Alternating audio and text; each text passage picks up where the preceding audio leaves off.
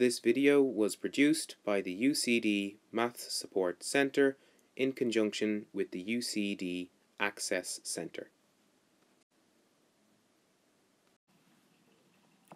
The next thing we want to talk about here before we do our next example is what do the equations look like that are parallel lines to the y-axis and the x-axis. So here in this diagram above, we have a couple lines drawn. Obviously we have our x-axis and our y-axis as normal. But you can see here that if we draw a line straight vertically through the point 1, 0, we can see that everywhere on this vertical line the x value is 1.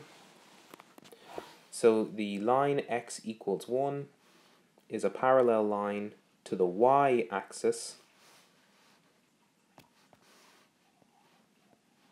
because the y-axis is the line where every single point has x equal to 0.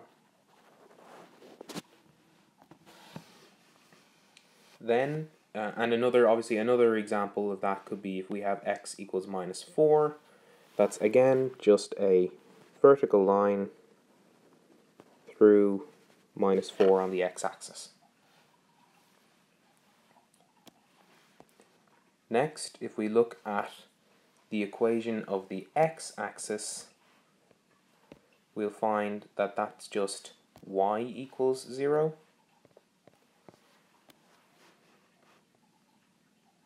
Because everywhere on this line here, our y value is 0. Then if we draw a horizontal line through any point, say minus 6, then the equation of that line will just be y is equal to minus 6. And that line is parallel to the x-axis. So now if we go down to this example here, if we're asked to graph the line, say 2y equals 4x, well, first of all, we can simplify this by dividing both sides by 2 to get y is equal to 2x. And if you'd like, we could add this little plus 0 just to show that it looks exactly like our y equals mx plus c, but in this case, our c here is equal to 0. There's no constant, so that means that if there's no constant, the line will pass through the origin, or the point 0, 0. And again, we can get our slope just by looking at the number that is in front of x. In this case, it's 2.